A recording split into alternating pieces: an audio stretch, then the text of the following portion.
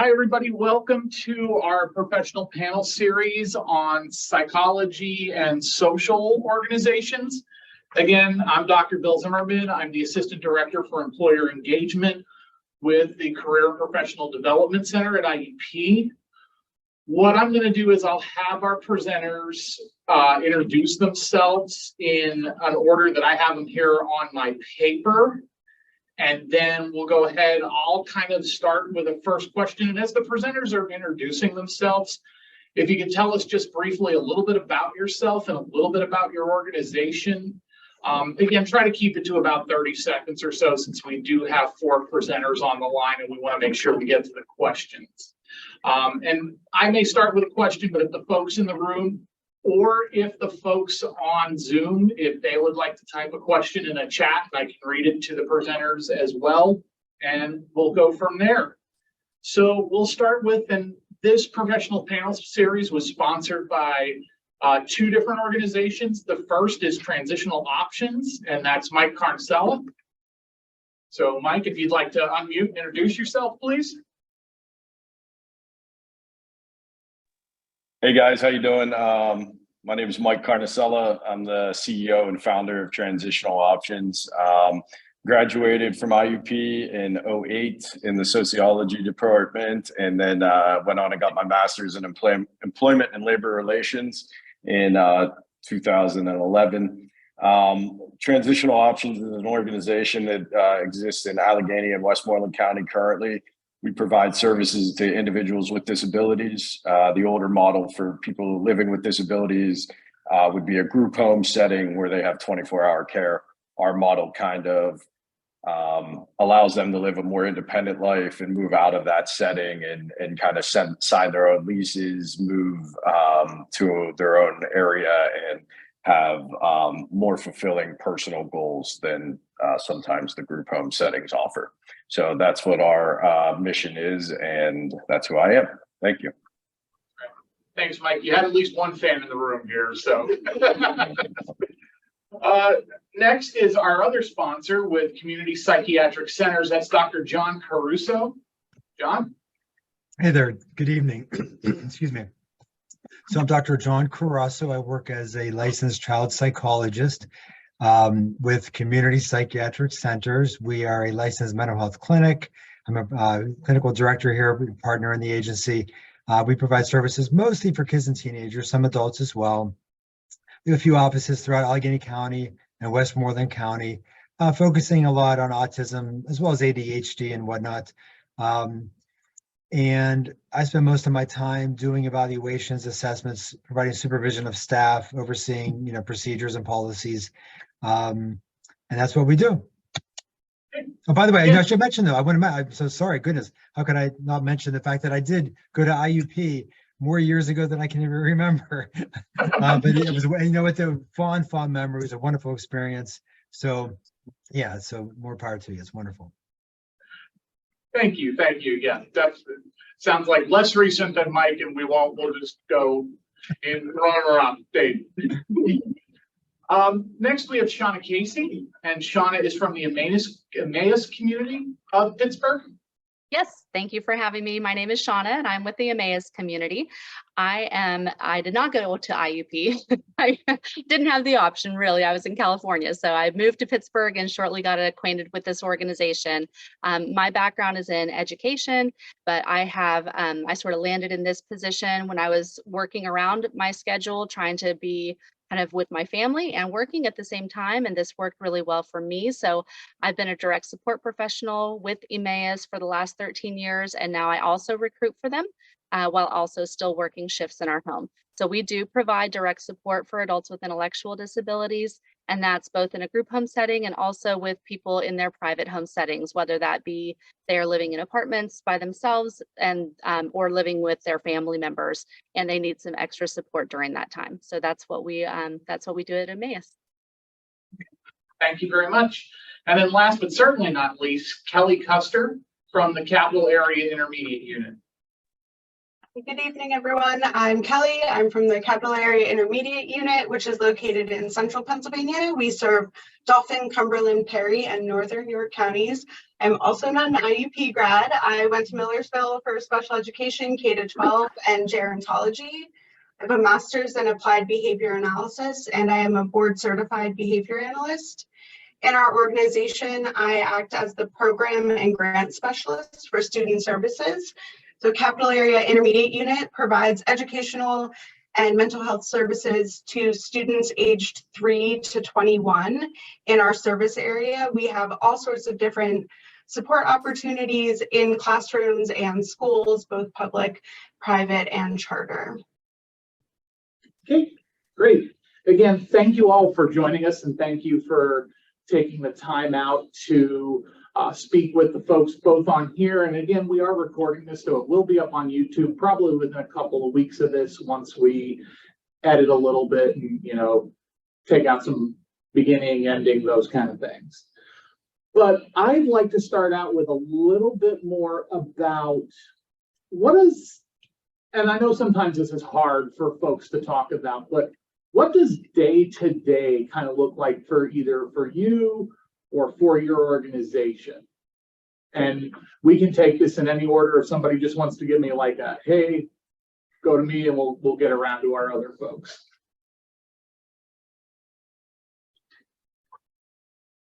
I don't mind starting. Go for it, Kelly. Like I said, we work mostly with school-age children. So day-to-day for us, we provide a wide variety of services. In our school system, we have capital area mental health programming. So those are classrooms specifically for students who have different needs that limit their ability to access school services in their community schools. In those classrooms, they have a teacher, a social worker, typically a mental health worker as well. They're receiving academic and social work services all day, every day. So their school day proceeds typically from 8 to 3 with all of those services wrapped around. In our early intervention services, we're the largest provider of early intervention services. We see about 2,000 students aged 3 to 5. And their day looks a little bit different. Some of them do also receive social working services in amongst the play groups, and we have therapy dogs coming in and out of the classrooms, occupational therapists, physical therapists. So from the outside, it looks very much like a typical school day, but from the inside, there's lots and lots of different people working together to support the unique needs of our students. Thank you. Our other folks? John? Okay, so I had mentioned prior, I work as a licensed psychologist, and so some listening may have some interest in terms of like your again, I don't want to, you know, assume anything, but you know, I recall being back, you know, back at IUP, undergraduate, getting my bachelor's degree, and wondering where am I going to go in my career. I took a path. I first got a master's degree in school psychology. I worked as a school psychologist for about 10 years. And then I got licensed. During that time, I went back to school, got my doctorate. I became a licensed psychologist and been doing that for the past 25 years, whatever it's been.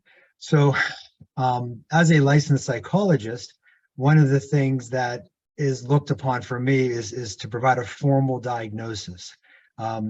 A diagnosis from a licensed psychologist is accepted in courts and school districts and things of that nature, as well as through insurance companies and whatnot.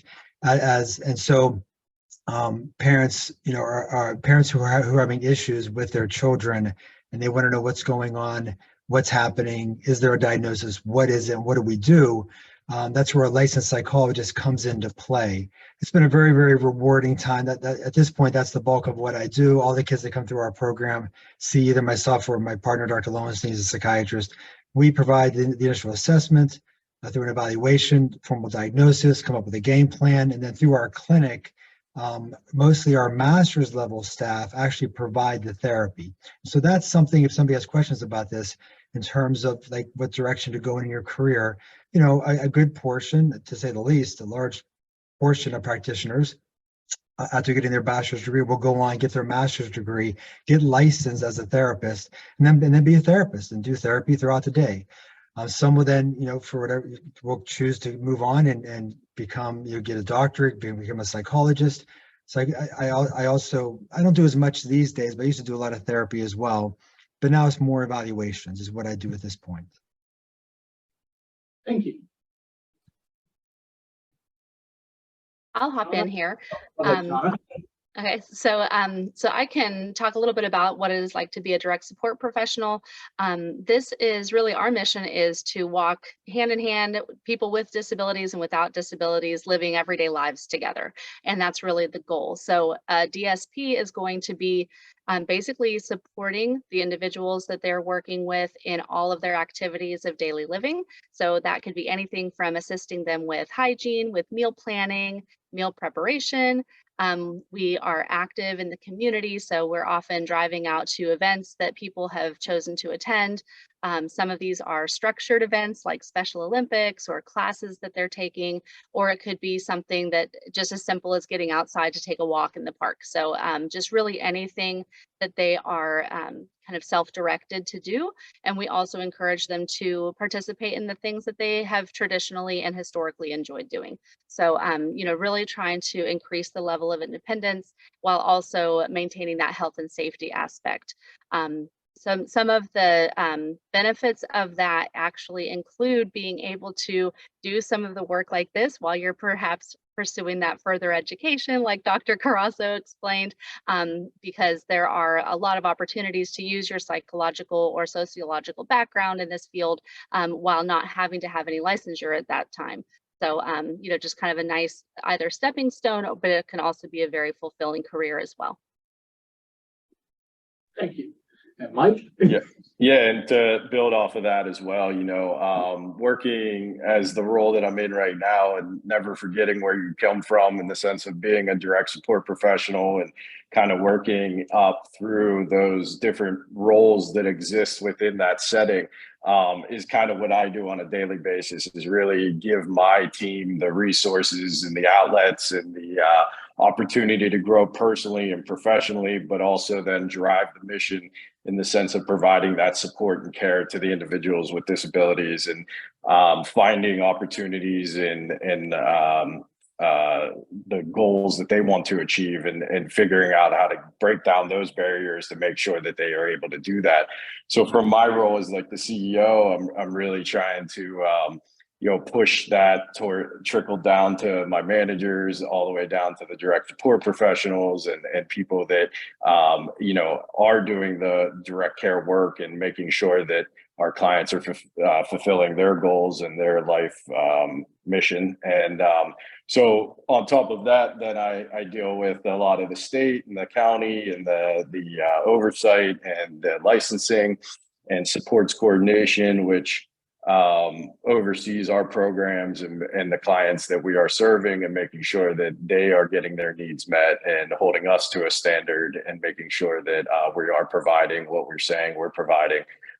So, in my role, it's kind of an oversight, but also continue pushing the mission and making sure that everybody's healthy and happy. Good. Thank you. At this point, I'm going to ask if the people either in the room or online, if you all have a question. I have my standard ones otherwise, but I always like to hear what the other folks who came here like to ask. So anyone? Oh, there is a question on Zoom. Let me get it up here so it's a little.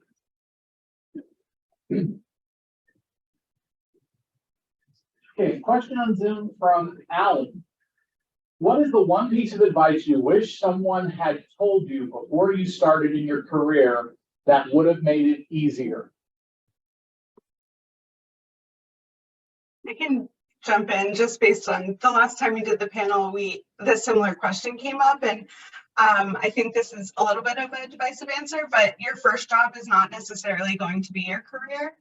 When I started in this field, I got my first teaching job before I even graduated school, and I thought it was like my dream job, teaching life skills in the elementary school that I went to, and I was like ready to put my feet up and retire from there.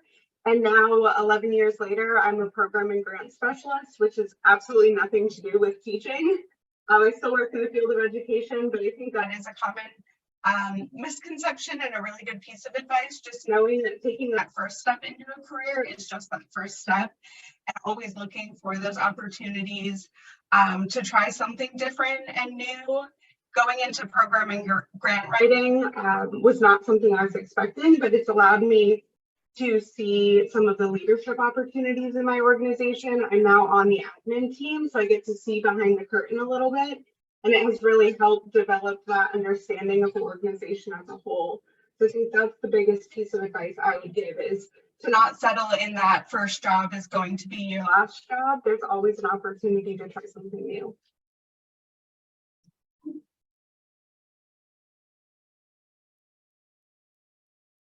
Other folks, one piece.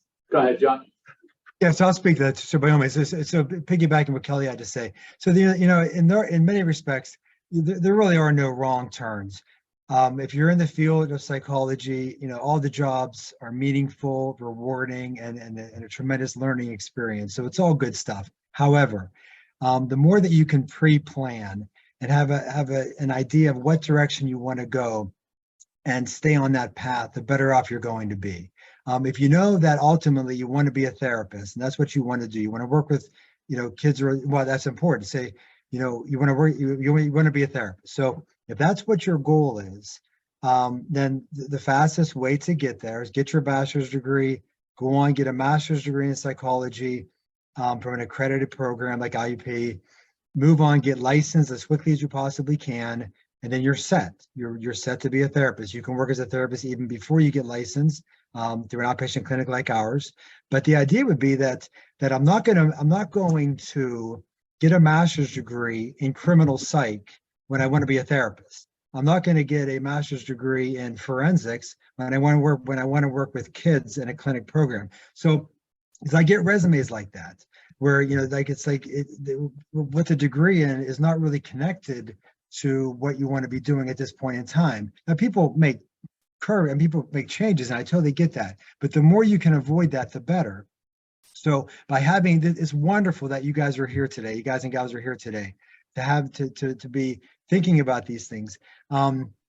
If let's say, okay, some of you think I want to be a psychologist. Okay, then what I'd recommend, IUP has a wonderful program. You get your bachelor's degree, you go right into the doctoral program. It's a master's and doctoral program combined, as opposed to getting a master's degree somewhere else or whatever, and then you have to go back into a doctoral program that may or may not take the credit. So that's what I did. I got a master's degree in school psychology. I worked for many years. I got back into a doctoral program. Of course, the doctoral program was combined master's doctoral.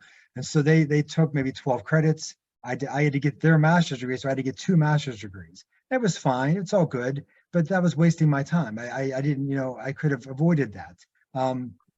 So the idea of having conversations like this, here's where I want to be. How do I get there as quickly as possible without having to take extra credits or wasting my time and things of that nature? Again, I do apologize. I said wasting time a few times now because there is no wasting time. It's all, the degrees are all wonderful. The learning is all wonderful. And any job you may get at any given time is a wonderful learning experience. So it's all good in the end.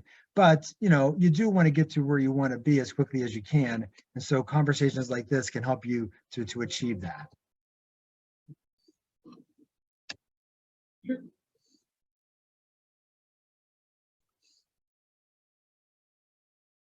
Go ahead, Sean. Yeah, just to kind of add to that, thinking something I wish that somebody had told me or that I was surprised by is that kind of really every experience can be built upon. And that is something that, like if you did kind of go that wrong direction and you want to make those changes and that sort of thing, you have cross and transferable skills. And try to find along your way while you're in college, before you get to those jobs that you're landing, find jobs that will kind of prepare you for those really wide ranges of skills that employers are looking for in the long run. So things that are going to build your leadership skills, jobs that are going to build on your organizational skills, on your communication skills. So, if I had thought about that, I would have appreciated somebody saying, don't take this job because you're going to be kind of stuck with these couple of minimal skills. But if you look for this job, you know, kind of while you're in school and you're preparing yourself, it actually kind of promotes and propels you a little faster into the workforce once you graduate. And kind of just to add to all of that, I think that, you know, understanding everybody's role was something that I think is very helpful. That is something that can be learned early on, right? Like, you know, if someone would have told me that all of these pieces create the puzzle for somebody living with disabilities or needing psychiatric care or needing school wraparound services, right? Like all of these people in different aspects of these jobs and make up a team or a village to make somebody or help somebody meet their goals, be successful. So, you know, to not shut down your vision on why everybody else is important into that, I think is a good piece to take with you as you progress through the field. Everybody's role is extremely important, not to your own success as an agency or a person or a company, but to the success of the people that you're caring for or pushing forward. So, you know, I think that was really important to take away, is that there are so many roles in psychology and sociology. There's just, I mean, there's, you know, in my day-to-day, there's 25 professions that you see. So, you know, to understand how that big picture kind of works together allows your job to, you know, kind of flourish and be more successful on what you're doing and what you're providing in your lane. So, you know, it's definitely great to be focused. As said, it's also great to like understand the other aspects of how all that works together, for sure. Great, thank you. Questions either from the chat or from the room? No. Go, Mary Lou. And that idea of wanting to start building your skills before you get to the field and start having those transferable skills and whatnot.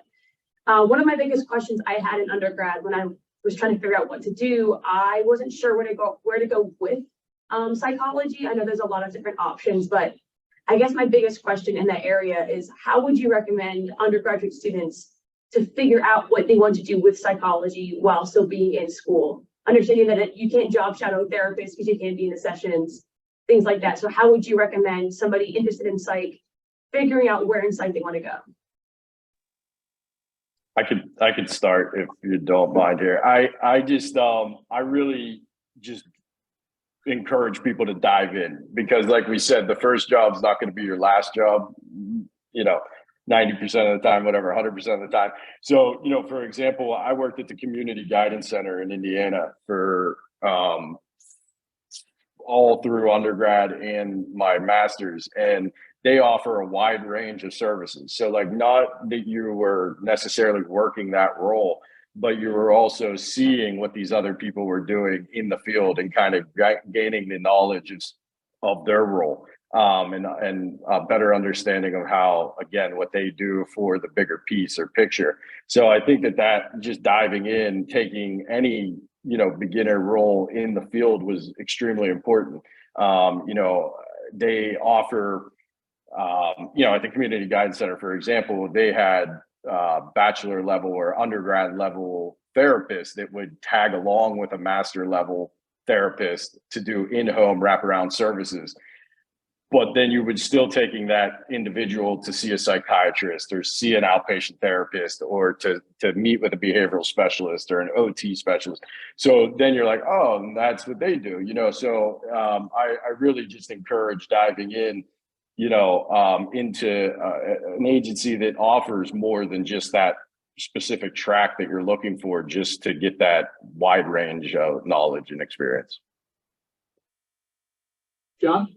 Yeah, I couldn't agree more. The idea of jumping in. So at this point in time, just to make sure we're on the same page, what degree do you have right now? I have my bachelor's in psychology and I'm currently getting my master's in counseling. Good for you. Wonderful. Okay, so perfect. So you're getting your master's in counseling. because it would appear that you recognize you want to be a therapist. Okay, that's part of what you want to do. Okay, so when one of the keys, a person gets their bachelor's degree, and typically there's some sentiment of what they want to do. They have certain interests, and that sort of guides them along the way. The decisions that you'll make will be, do I want to work with kids? Or do I want to work with adults? Who do I want to work with? So while you're getting your master's, you kind of want to figure that out. So get a job working with kids, see how it goes. Get a job, and I did that. My first job was first I was working with adults. That lasted about 6 months. and then I switched over working with kids, and I never stopped. So it just clicked for me. And so, but you don't know if it clicks until you do it. So, clearly Mike's sentiment is right on point in terms of trying things out, seeing what works for you. The idea would be this. Even before you finish your master's, it'd be nice if you have a sense of what you want to do and you start going that direction and getting as much experience as you can with the population you want to work with. And then what you're going to do is just take a beeline to getting licensed, and then you're set. I mean, really, at that point, you're in fantastic shape. The only piece of the puzzle that you'd be working on in the meantime is the population that you want to be working with. As much as you can get experience with that population, the better off you're going to be. Now some individuals, though, will take the broad range. They'll work with kids and adults, the whole 9 yards, and then they're, and so they'll get experience across the board. Some more specialized, some don't. But again, the idea of just practicing your trade, so when the time comes, you're good to go. You have some solid experience under your belt, and when you have your master's degree, you can come talk to me and we can talk about a position at the clinic before you get licensed. Now, then once you get licensed, then we'd love to keep you on board, but there's other options you have as a licensed practitioner. But you're just so much stronger if you say, listen, I want to work with kids, and this is the experience I've had working with kids, and here's how I work with kids, and here's what I do. And you can speak from experience in that. That's just puts you in a really strong position. Awesome, thank you. By all means. Yeah, and I'd like to add also that, don't forget about volunteerism. That is another way that you can really engage some of these communities and not have to maybe completely immerse yourself in a job. Maybe you don't have time for a specific amount of hours or that sort of thing, but you can still get exposure. A lot of organizations have, fundraising walks, or they have opportunities for you to participate in a non-technical counseling position. Think about those types of things, research it, talk to your friends, find out what's available, and then you can still get exposure without maybe having to fully, dive in if you don't have that time, or if you're kind of doing the job on the one hand, but you want to see something else a little bit, take a peek through volunteerism. Hey, back in the day, I volunteered at the Open Door in Indiana. Does that still exist? Yeah, that does still exist. I tell you what, it was a wonderful training. It was like I forget how many weeks of training they had us do, and then we just volunteered. That was an absolutely fantastic experience. There's a particular technique, reflective listening, client-centered, Rogerian kind of approach. I mean, they got that down to a T, and they just did a wonderful job in training a beginner like me at the time of how to use that approach on the phone for crisis calls. And it was fantastic. That was a fantastic, volunteer experience, no question. Kelly. Reiterate what Shauna had said. There's so many opportunities for exposure to different populations without a large commitment. I know at our intermediate unit, we are open door to any type of experience. I often receive emails from someone saying like, hey, I think I'm interested in working with elementary age children who have a mental health diagnosis. What type of experience can you offer? And we'll gladly set them up with like a day, a week, a couple of months. Super flexible. The other recommendation I would give is look at community resource fairs, attending those just to get an idea of what organizations are in your area, and then making connections with that ask. The most they can come back and say is no, we don't have an availability for that. But I've attended some of those and just been really surprised at what organizations are in our community, and then making those connections saying, hey, I'd like to, like Shauna said, do you have a one-time event I can help out with, just to get an idea of what your organization does? It gives you a little bit of insight of, would that be a potential place of employment for you, and then also exposure to the populations that they serve. Thank you. Other questions, again, either from the chat, from the room? I'll give it a couple minutes just in case somebody's like, I've got something, but I'm not sure. Okay, I'll go to one of mine, and then maybe somebody will have something come up with it based on that. What do you think is one of the biggest misconceptions that either the general public might have about careers in either psychology or social services, or in your specific, area, or maybe with your specific agency? What do you think are some things that the general public, it's like, oh, they do that, when really it's either they do so much more, or, well, we don't actually do that, X, Y, Z. Just answered your question at a job fair the other day. So one of the biggest misconceptions, especially as an educational organization, is that you need a master's to work in our organization. We have mental health worker positions that start at a high school diploma. And it's an awesome opportunity to come in and decide if that's an area of interest. And then we offer tuition reimbursement and a lot of grow your own programs. So a huge misconception is, oh, I can't work in education because I don't have a master's, or I can't work for an intermediate unit because I don't have a degree in education. We have lots and lots of positions for psychology majors, sociology majors, clinical therapists. So just really getting out there and seeing what that, where those entry level positions are, and then how does the organization help you move? That's the biggest misconception we get at the IU. And that all we do is academics. We do lots and lots of other things too. Yeah, I mean, I would just add to that as well that, even for state positions or oversight from what is called ODP, like the Office of Development people, is that they have a criteria, and based on your experience, you can reach any level in the field. So it doesn't necessarily have to have degrees to get to all the levels that you are expecting that to do as well. And I think one thing that I used to do as undergrad and a master program is look at job descriptions and really kind of understand, okay, they're asking for this or they're demanding this. And those are two big differences, right? So, a lot of times you'll see 2 years experience is equivalent to about this degree or whatever the case might be. I think understanding what is actually the requirement or the need, and not having the misconception that everything has to have that degree, but maybe it counts more for experience and just, kind of working yourself through the field. Obviously being a clinical psychologist, you're going to need some degrees in different things to get to that level. But, there are a lot of positions that just require experience and knowledge of the field and working your way up through that. So that is a very good point. And I think it is a big misconception on different fields and the services that are offered. So speaking about what I hear, the sort of the feedback that I get, or the question I get a lot of, it's not really a misconception. It has to do with the time factor.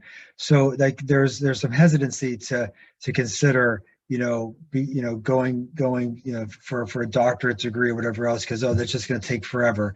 Okay, so that's not really a misconception. It does take a lot of time. There's no question about that. But one thing I really want to emphasize, the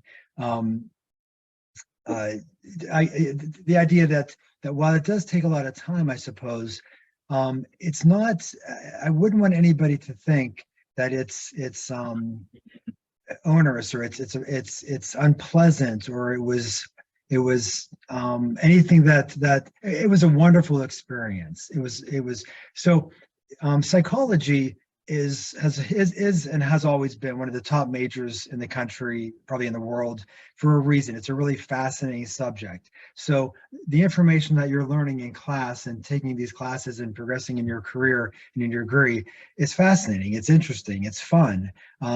Advancing your degree that way is so it's a fun, challenging experience. And also the fact of the matter is the time just flies by anyway. In the blink of an eye. So you graduated from some of you here graduated from IUP. It's a 4-year degree. It's like a blink of an eye. You can't even imagine what it's been 4 years. But are you kidding me? It doesn't stop. It just speeds up even faster. So those 8 years is going to go by in a blink of an eye too. And you're either going to have a doctorate or a master's or whatever you're going to have, or you're not. So the time goes by either way. And so what you do with it is up to you. But I wouldn't want anybody to think that, oh my goodness gracious, it's going to take so long and it's so difficult to do this, when it's not. If you got a bachelor's degree, you can get a master's. If you get a master's, you can get a doctorate. And so I wouldn't want time or the worries about how hard it's going to be to get in the way of you doing this, because I'm telling you, it's fun. It was a wonderful experience, and I don't regret a day of it. And the time goes by anyway really fast. It really does. I will say this though, piece of advice: whatever degree you're going to choose to get it as quickly as you possibly can get it before life gets in the way. The longer you wait, the more life is going to get in the way. And so whatever you're going to do, just try to do it and get it done. I know that sounds like a contradiction, but it's really not. It's an enjoyable experience, but get it done. Because if you don't, then life will get in the way. Not invariably, but often it does. So that's something to think about. Okay. I saw a question pop up. Yeah, there was a question that popped up, but I want to let Shauna, if she had anything to add on this particular topic first, and then we'll go to that question. Okay, I think everybody covered it pretty well. We can move on. Okay, and this question's probably a little bit more targeted, but when it comes to doctoral programs, how should someone go about determining whether the PsyD or the PhD route?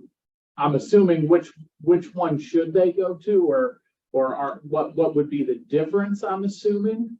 And then there's also a second one: can you work while pursuing a doctorate? I can personally answer that question. Yes, you can. I got a PhD from IUP. I graduated in 2021.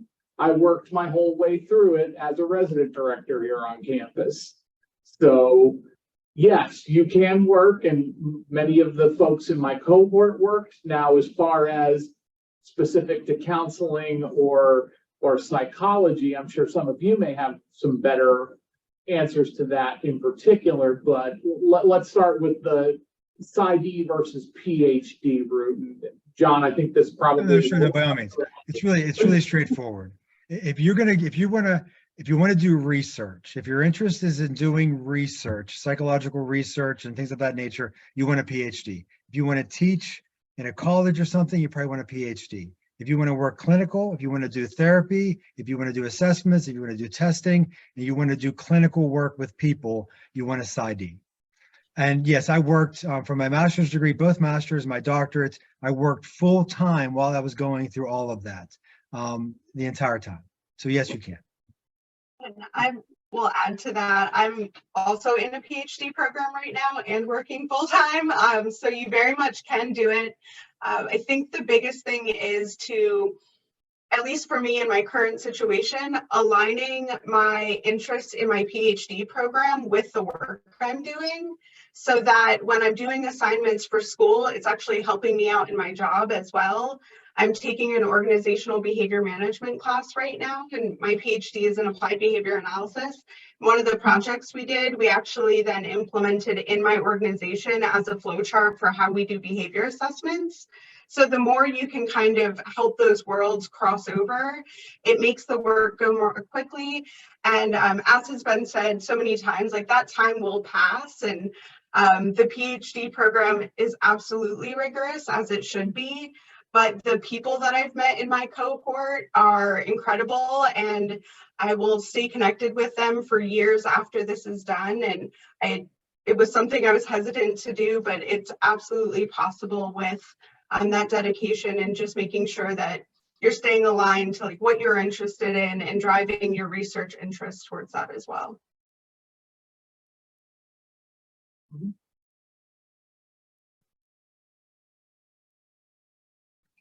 Other questions from the chat, from the room?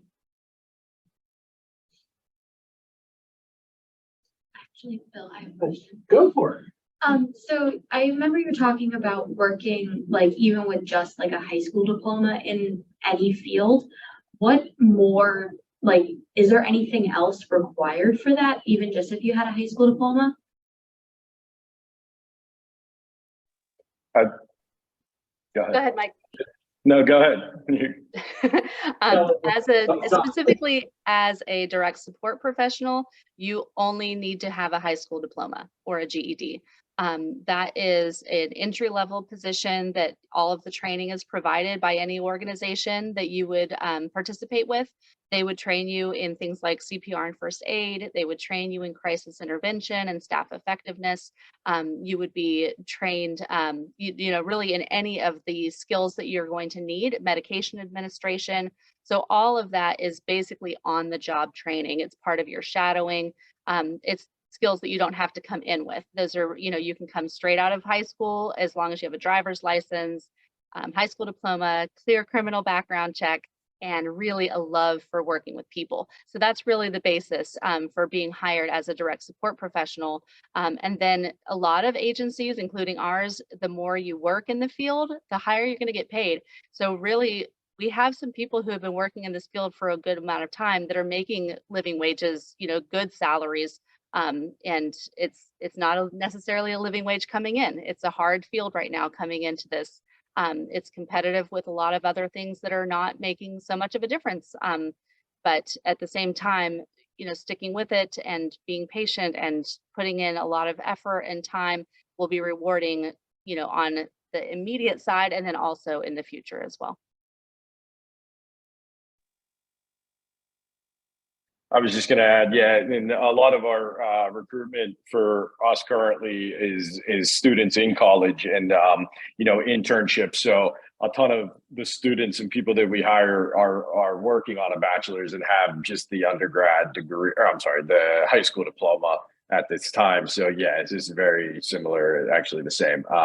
There are a lot of opportunities to grow, with the degrees then that you acquire along the way in the field. But entry level and like I was saying, some of the requirements are even, just years of experience. You could then become the program manager and work your way up to different levels internally, based on the state requirements for offering those services. So there is opportunity to even grow as you're obtaining different degrees in the field as well.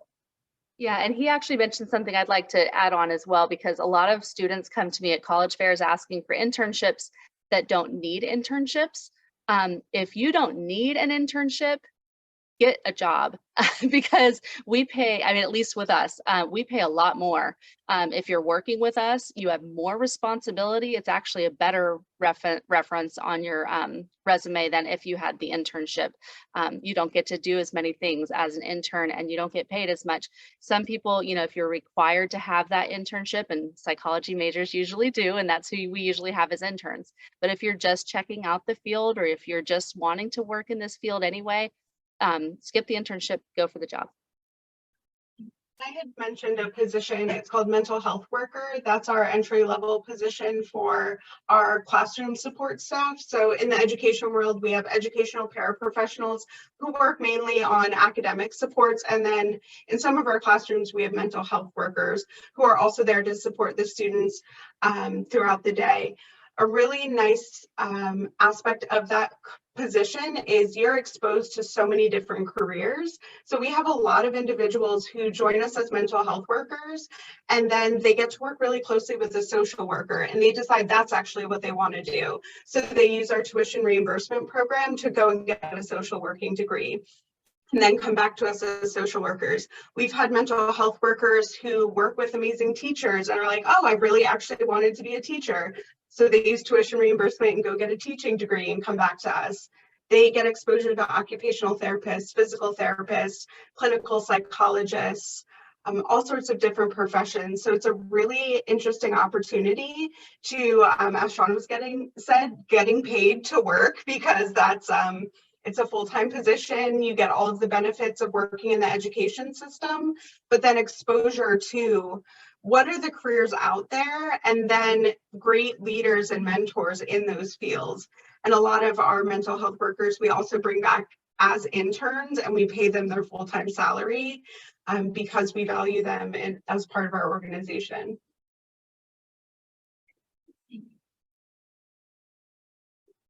Other questions, either from the chat or from the room?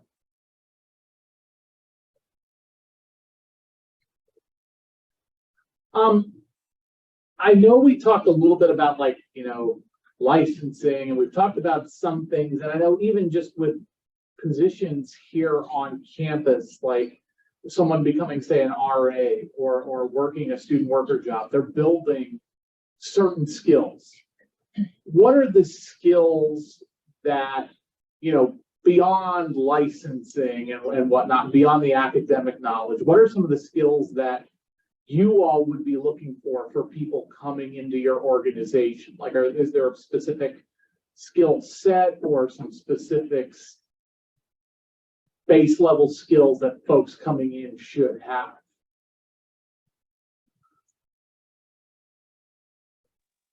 I mean, for us, it's just, good decision making, in the sense that, our supports are one-to-one. So if you're with an individual who is choosing to do something that you don't find to be safe or healthy, and you need to make the decision to make sure that they are and remain that way.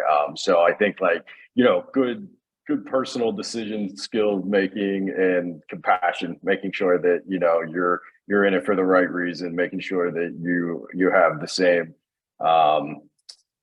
mindset as you would if it was your own person or self or your loved one or family member. I think it's really important to realize the population that you're working with, and knowing that they're going to push boundaries, they're going to push limits, they're going to try different things, they're going to want to explore and all of those things, and we've kind of lived those experiences. So I think lived experience and good decision making, it goes a long way in this field. I think that it kind of builds on the platform that you need to then be successful in this field, for sure.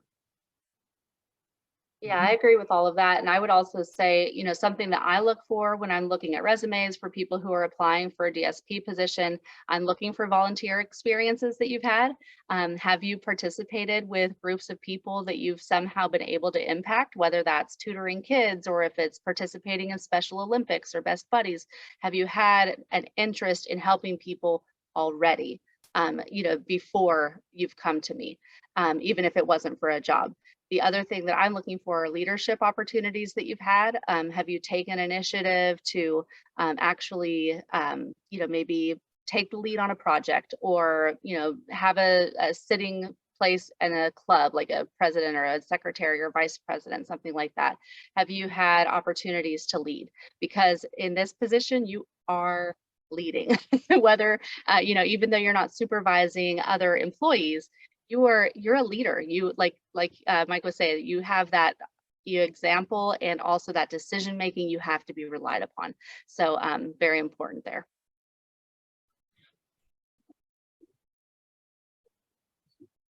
For our organization, we really value belonging through a culture of dignity, and that's something that we reinstate with our staff regularly. We're working with students who are often in crisis on a daily basis, and days can become very long and very challenging, but recognizing that they are still children and we are there to serve them, that's something that we really value, is making sure that each student is met every day where they are, and we get them to where they potentially can be, but also honoring the dignity that they have as an individual.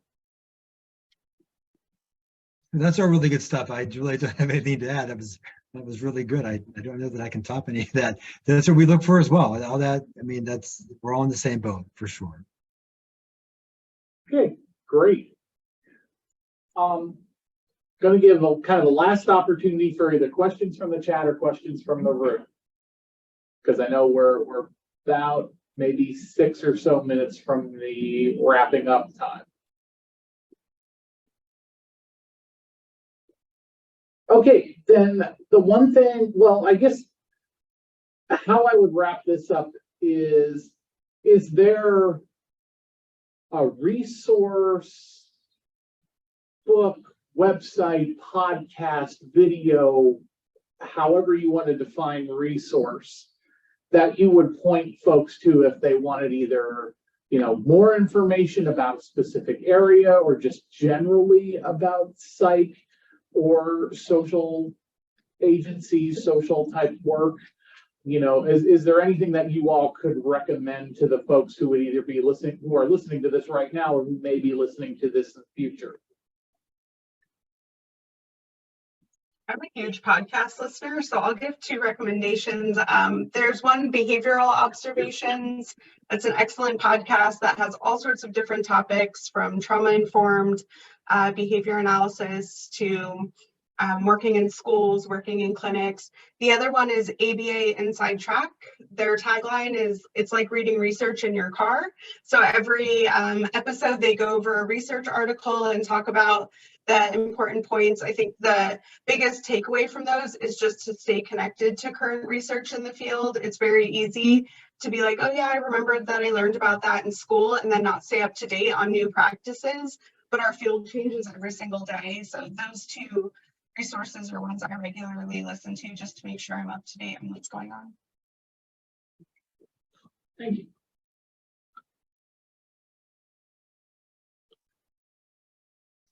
I know the Office of Developmental Programs, ODP, that has a website that you can get a lot of information about regarding basically supports for adults with intellectual disabilities and autism. And I believe that there are also some trainings that you can participate in as a community member. So you do have to register for, I think, a username or something like that, but you would have opportunities to kind of look more into the programming that is with the state of Pennsylvania. And me personally, you know, I think being in this field, the Willowbrook State Center and the movie and the literature around that had really shaped my vision of services for people with disabilities.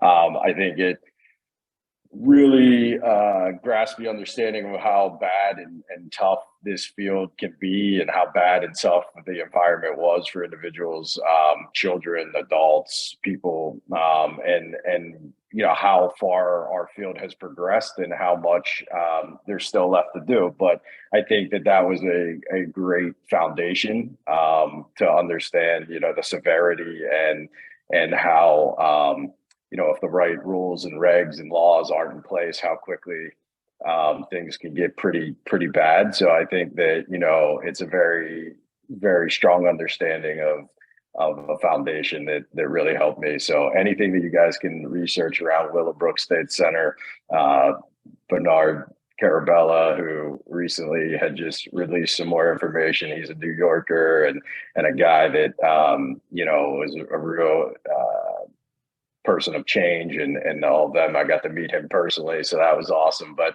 I think that you know, some of those early learnings has been a great foundation.